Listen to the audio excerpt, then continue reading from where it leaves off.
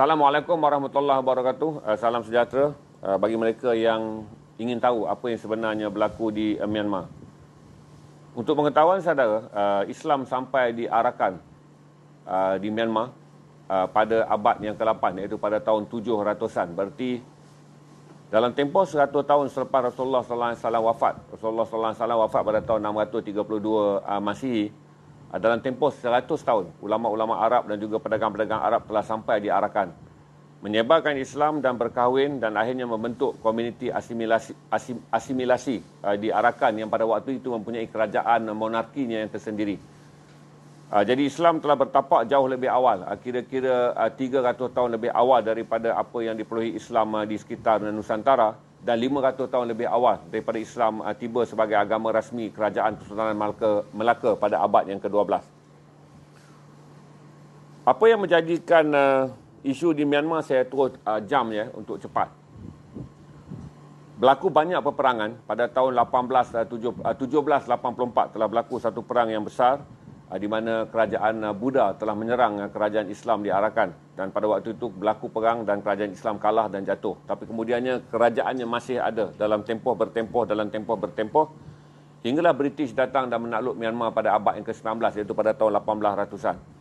Apabila British mengambil keputusan untuk memerdekakan Myanmar pada tahun 1948, iaitu selepas Perang Dunia Kedua, British membuat keputusan untuk tidak lagi menguasai empire-nya di banyak wilayah di benua Asia, iaitu British telah memerdekakan India pada tahun 1947. Kemudian pada tahun 1948, British telah membuat keputusan untuk memerdekakan Myanmar. Bila British memerdekakan Myanmar, dia memerdekakan secara pukal, walaupun dia menakluk bendanya secara berperingkat-peringkat, iaitu wilayah Mian, Arakan dan kemudian wilayah milik Kachin, Chin, Mong, Tong dan juga wilayah Karen. Dia merdekakan 143 suku yang menggunakan pelbagai budaya dan bahasa. Ini sebagai satu kemerdekaan pukal. Tetapi pada masa yang sama telah berlaku Perang Saudara pada tahun 1942, ketika dunia sedang menghadapi Perang Dunia Kedua. Berlaku perang saudara dalam tanah Myanmar, yang menyebabkan ketika Perang Dunia Kedua dan Perang Saudara, kebanyakan orang-orang yang berada di Arakan Rohingya telah pulang ke Bangladesh. Mereka pulang kerana bimbang mereka dibunuh oleh puak-puak yang sedang bersengketa untuk menguasai tanah Myanmar, menyebabkan apabila selepas perang dan British memerdekakan semula Myanmar, kembalinya orang-orang Rohingya dianggap sebagai tidak pulang ke tanah airnya kerana mereka meninggalkan tanah air ketika berlaku perang rusuhan antara kaum. Apabila merdeka Myanmar pada tahun 1948, tak siapa pernah menduga Myanmar yang sepatutnya menjadi negara seperti negara-negara Commonwealth yang akur dan patuh di bawah pemerintahan kerajaan Empire British selepas merdeka, berlaku rampasan kuasa pada tahun 1962. Berarti Myanmar hanya sempat melalui proses sekitar 18 tahun menjadi negara demokrasi bekas kolonial British. Tetapi pada tahun 1962 telah berlaku rampasan kuasa di mana junta tentera telah merampas kuasa dan akhir mengisytiharkan Myanmar sebagai sebuah negara sosialis, junta tentera Mesra Cina.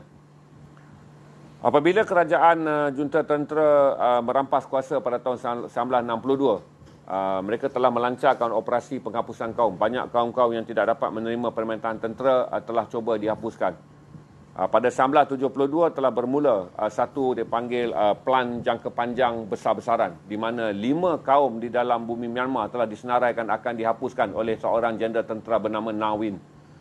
Jadi Na Win telah mengaturkan apa yang disebut sebagai Operasi The Big Dragon ataupun Operasi Naga Besar ni tuan-tuan, untuk menghapuskan masyarakat Rohingya Islam, untuk menghapuskan masyarakat Karen, masyarakat Kachin, masyarakat Chin dan masyarakat Mong. Operasi ini berjalan tetapi tidak pernah berjaya. Hinggalah pada tahun 1991, menjelang setahun sebelum genap master plan 20 tahun tu, barulah mereka menyedari bahawa dalam tempoh 19 tahun mereka gagal menghapuskan masyarakat Islam Rohingya. Kerana satu-satunya masyarakat yang tidak mengangkat senjata untuk berperang dengan kerajaan Myanmar adalah masyarakat Muslim Arakan ataupun orang Rohingya. Tetapi pada waktu tersebut, perang telah berlarut dengan 4 kaum besar yang lain, di mana tentera Myanmar tak pernah dapat menakluk dan menguasai wilayah Karen, Chin, Kachin dan juga wilayah Mong.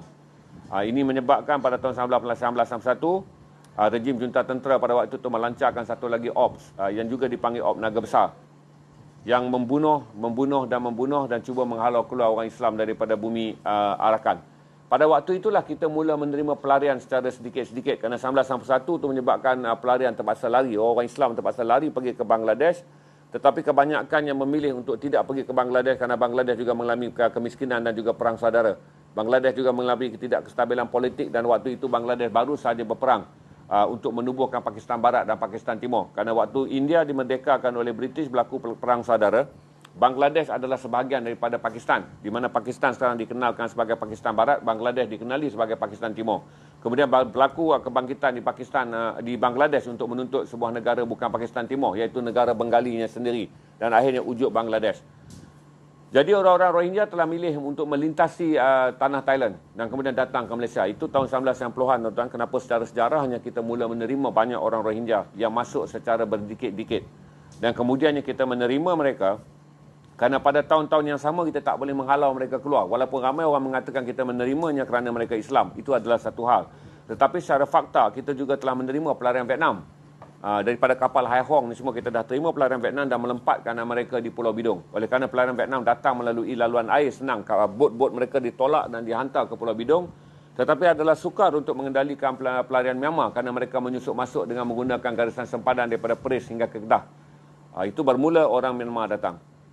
Apabila berlaku pembunuhan beramai-ramai, tetapi akhirnya jentera pembunuhan rejim tentera junta terpaksa diperlahankan kerana dunia telah menekan dan satu lagi adalah kerana Myanmar telah menyertai ASEAN. Salah satu daripada pelobi besar yang membawa Myanmar menyertai ASEAN adalah mendiang Perdana Menteri Singapura Lee Kuan Yew dan bekas Perdana Menteri Tun Dr. Mahathir Mohamad yang pada waktu itu mengatakan kita harus menerima Myanmar walaupun dia bukan sebuah negara demokrasi.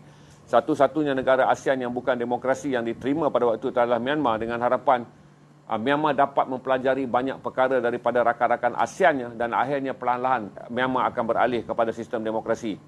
Pada tahun 2008 setelah masyarakat antarabangsa membuat desakan dan ketika 1988 Aung San Suu Kyi telah memulakan gerakan demokrasi. Beliau ditahan di dalam rumah dan melalui banyak proses Aung San Suu Kyi. Bermula pada tahun 1988 tetapi 20 tahun kemudian beliau berjaya mendapat tanda tangan perjanjian ke arah membina pilihan raya dan akhirnya Myanmar akan menjadi sebuah negara peralihan demokrasi. 2008 apabila berlaku tanda tangan antara kumpulan penentang dan juga junta tentera, akhirnya pilihan raya diadakan pada tahun 2011. Bila pilihan raya diadakan pada 2011, parti NLD pimpinan Aung San Suu Kyi telah menang. Tetapi perlembagaan yang digubal oleh tentera pada waktu itu telah menetapkan satu syarat bahawa sesiapa saja yang ingin menjadi presiden, iaitu orang yang paling berkuasa di Myanmar, mestilah orang yang tidak berkahwin dengan mana-mana warga asing. Undang-undang ini dibuat khusus untuk menghalang Aung San Suu Kyi daripada menjadi presiden kerana Aung San Suu Kyi telah berkahwin dengan seorang lelaki British. Jadi adalah undang-undang yang spesifik. Tak mahu Aung San Suu Kyi menjadi seorang presiden kerana beliau sangat popular di kalangan negara barat. Apa yang dikatakan beliau popular pada tahun 1991, Aung San Suu Kyi telah menerima anugerah Nobel iaitu sebagai pejuang keamanan yang diiktiraf oleh dunia melalui agensi melalui Akademi Diraja Sweden. Jadi tuan-tuan, itu kisah sepintas untuk saudara faham dan apabila 10 tahun selepas pilihan raya. Jadi Myanmar telah melalui 3 pilihan raya. Pilihan raya 2011 dimenangi oleh parti NLD. Parti NLD menang lagi pilihan raya tahun 2016 dan majoritinya menjadi begitu besar pada pilihan raya 2020 yang lalu. Apabila dia menang pilihan raya 2020, Parlimen sepatutnya bersidang pada 1 Februari 2021 di mana ahli-ahli Parlimen yang berhimpun dengan lebih 80% kerusi dimenangi oleh parti yang dikuasai oleh Aung San Suu Kyi. Ketika semua orang bersiap nak ke Parlimen, satu op subuh telah dilancarkan oleh junta tentera pada 1 hari bulan Februari dan menangkap semua ahli pemimpin kanan dan menghalang ahli Parlimen daripada hadir di sidang Parlimen. Dan akhirnya tentera mengumumkan mereka telah merampas kuasa kerana menganggap kemenangan besar Aung San Suu Kyi pada pilihan raya yang dulu telah menggunakan undi hantu. Satu reka kasa yang sengaja dicipta oleh junta tentera untuk membatalkan keputusan pilihan raya dengan mengatakan ada lebih 10 juta pengundi yang mengundi NLP adalah mereka yang tidak berdaftar sebagai pengundi. Itulah alasan yang digunakan. Akhirnya junta tentera mengambil alih pemerintahan dan sekarang dah hari ini dah 18, 20 lebih, dah almost 7 minggu. Junta tentera mengambil alih, berlakulah rusuhan jalanan yang besar. Makin besar dan hari ini hampir 500 orang telah pun dibunuh.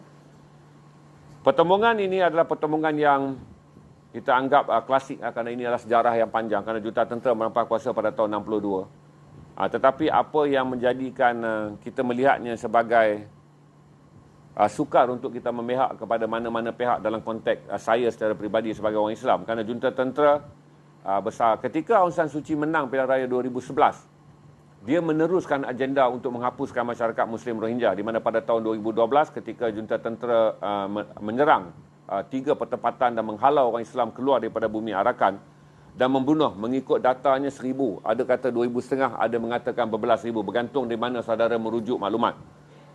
Punyalah biadab tuan-tuan dalam Wikipedia yang terjemah ke dalam bahasa Malaysia. Saya rasa tak tahu siapa yang dia buat Google Translation Direct tu. Orang-orang Arakan atau orang Myanmar atau orang Rohingya ni disenaraikan sebagai penjenayah. Kalau kita Google saja perkataan Rohingya in Myanmar, Google akan menterjemah dalam Wikipedia, mereka disenaraikan sebagai bangsa penjenayah dan bangsa pengganas. Itu adalah benda yang paling biadab yang ada dalam Wikipedia tu. Saya tak ada siapa yang boleh edit. Mungkin di adalah Wikipedia English Direct Translation yang dikendalikan oleh rejim tentera.